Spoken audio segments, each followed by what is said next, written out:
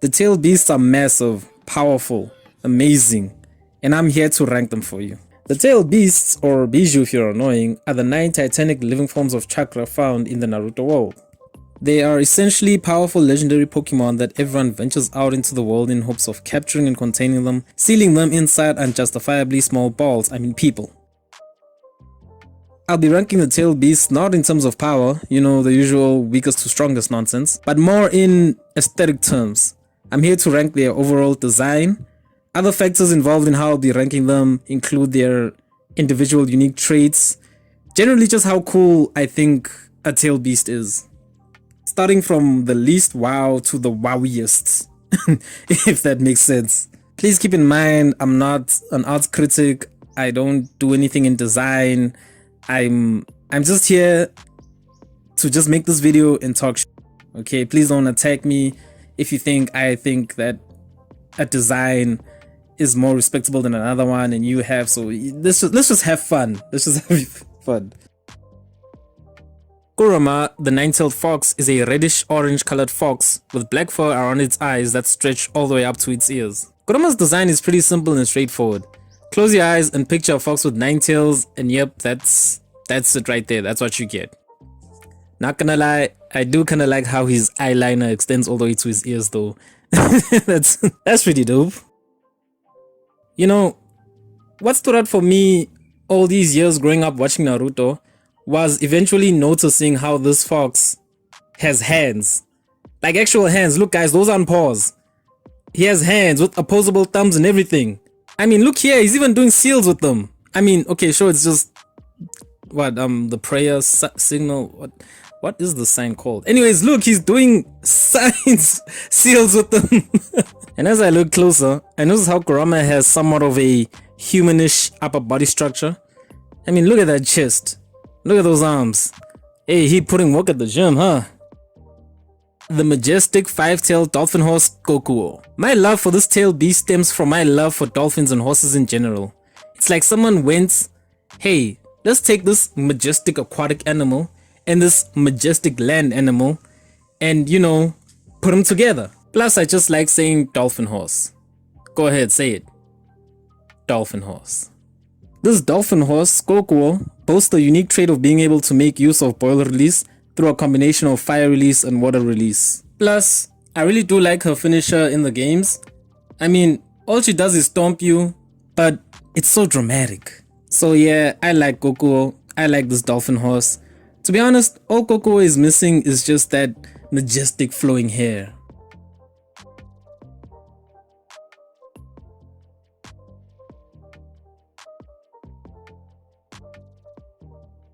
I know what you're thinking.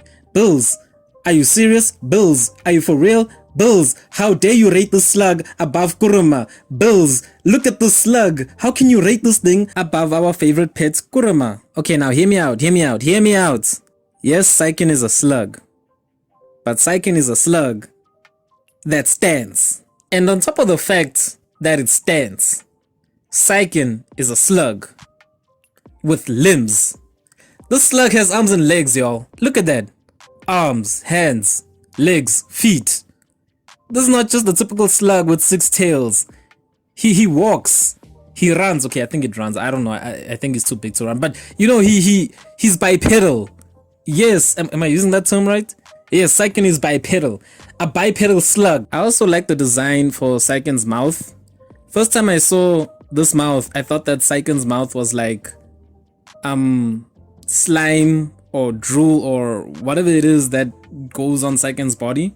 I thought it was going over its mouth, giving it that look of like, okay, there's liquid on the lips going down. But nope, the holes are Saiken's mouth.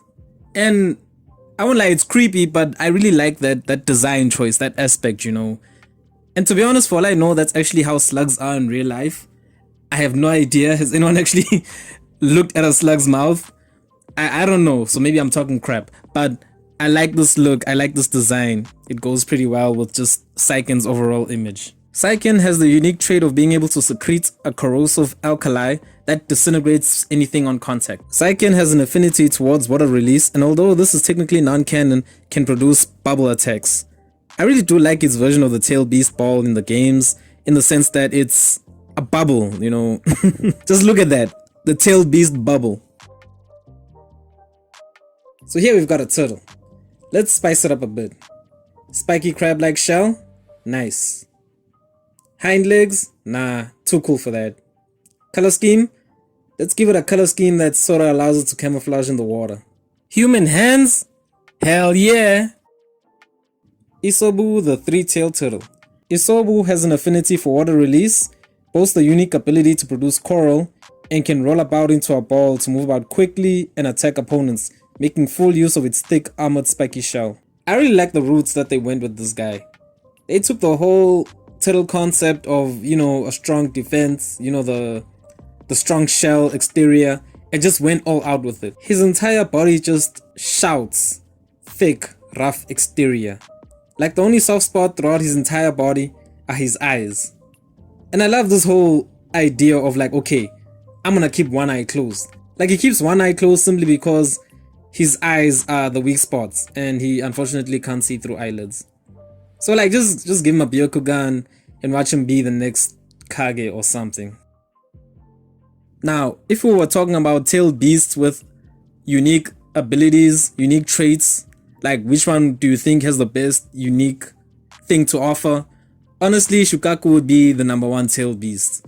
I mean, in terms of the fact that the whole sand thing, let's just say the whole sand manipulation thing, honestly, that right there is enough for me to say Shukaku's the #1 tailed beast.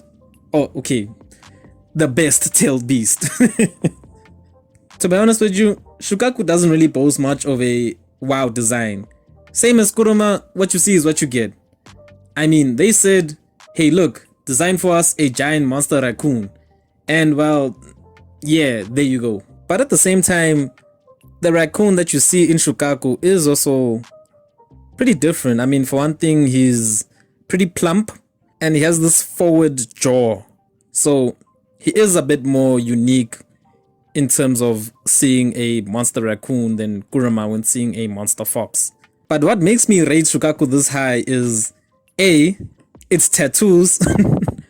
I mean the markings all over its body.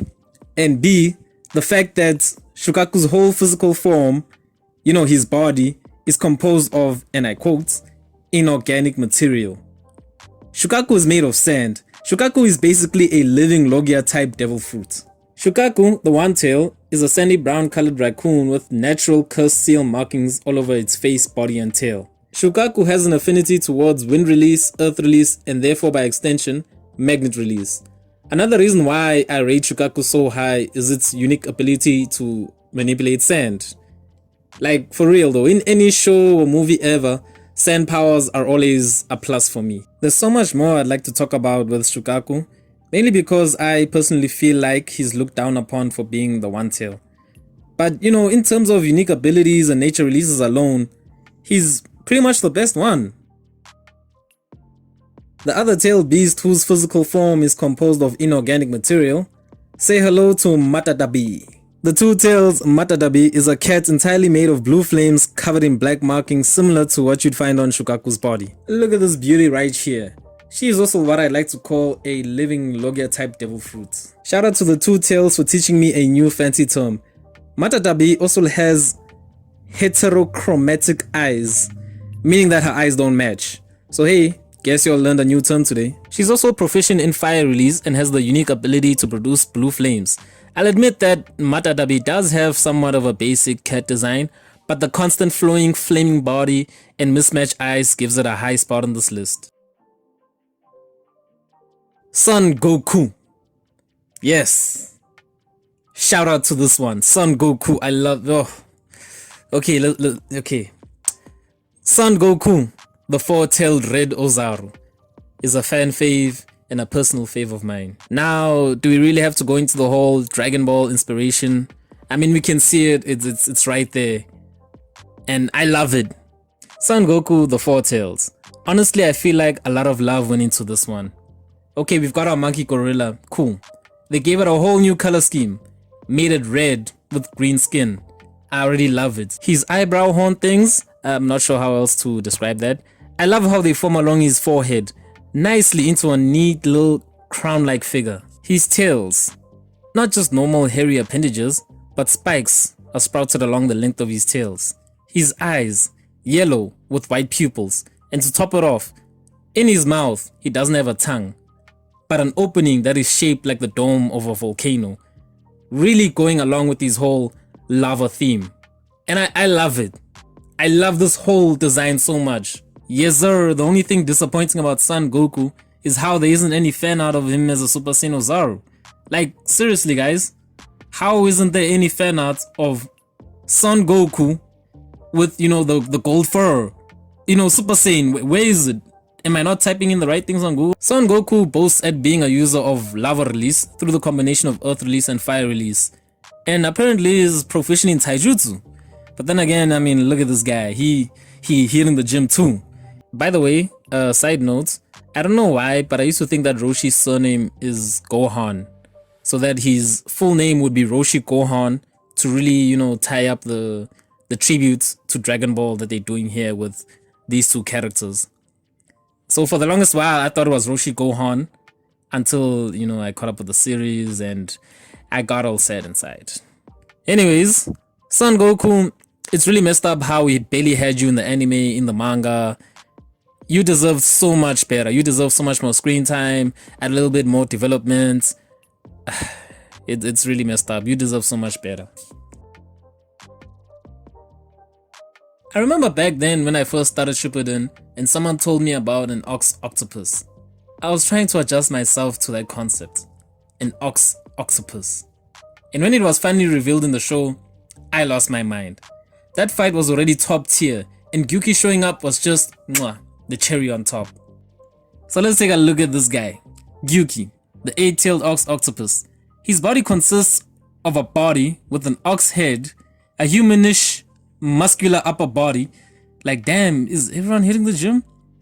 And I love this. Instead of hind legs, his lower body consists of the 8 octopus arms that make up his 8 tails. In keeping up with his whole in keeping up with his theme, Gyuki also has the unique trait of spewing ink and being able to use said ink to restrain and even seal targets. I love his overall look and feel, and even though his color scheme is just one tone, that's cool. It goes really well with whatever end game they were trying to have here. So yeah, I love his overall look and feel, and his blank, straight out of a horror movie eyes just crack me up. Chomei! Chomei, the 7-tailed rhinoceros beetle, has the best design not just out of all the tailed beasts, but out of all the random giant monster animal things throughout the whole of Naruto. Okay, wait. Chomei, the 7-tailed rhinoceros beetle, is the best designed tailed beast. Her color scheme, how her tails are wings, the body armor that's actually body armor, the fact that she actually changes while growing up as if she's a Pokemon that evolves, and the simple fact that she naturally flies. I just love how Chomei and Gyuki's tails are so cleverly made in a way that the tails aren't just extra appendages, but necessary limbs, and I freaking love it. It cracks me up how to this day people are still confused about Chomei and her 7 tails. I'll be on Instagram or Reddit and someone is still asking where those 7 tails are. There was always this concept I had concerning with being the host of Chomei, and I always thought it would be cool like if the host would partially transform into Chomei while in their human form, and then Chomei's body would be like a suit of armor. Not that chakra red thing, no, I don't mean that. I'm talking about like Chomei's body, because you can see Chomei's body is armor-ish like. So picture it, you'd be a shinobi in body armor, but the body armor wouldn't weigh you down because it's not like an external body armor, so to say. You can still move swiftly like the ninja that you are, and on top of that you have wings. So I thought that would be really cool if you could see something like that, and this would be something specific to being the host of Chomei. Thank you for watching. I really do appreciate this. Please let me know, how would you rate them? I really would like to hear your thoughts and your opinions. Let's discuss this, because I'm sure that the way I put Kurama, I'm not exactly the most liked person right now. But yeah, that's me. This is how I'm rating them. Like, let's say we don't know which one was the strongest beast if they came to us in even terms Honestly, which one would you think is the better option if it wasn't the whole amount of tails is the strongest, blah blah blah? How would you honestly rate them? And yeah, I know. Kurama has the unique traits of sensing negative emotions. I know I didn't bring that up, and I'm sure someone's gonna come at me with that. And to that I say, okay, I guess it's cool.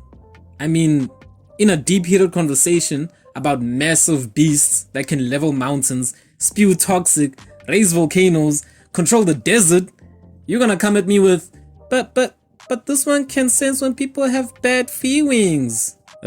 Like seriously, like that's okay. I'm just messing with y'all. Please don't, please don't attack me. Okay, we just here to have fun. Throughout the video, I'm sure you all have noticed that I made use of pronouns when referring to the tail beasts. Please don't think too much into that. I don't know which ones are male or female. I was just speaking. So I just gave each beast a gender for the fun of it. Like, I'm sure we can all agree that Gyuki, Son Goku, Kurama, and Shukaku are male, and that Matatabi and Kokuo are female. The rest, I just went with the flow. All in all, I love the tailed beasts. I love all of them. They deserve more screen time. I know I said this, I'm gonna say it again. They deserve more screen time. Like, the one reason I sort of even care about the Boruto show is every now and then I'll just be on the wiki fandom looking, is there an episode about the tailed beasts? And I'll just watch those.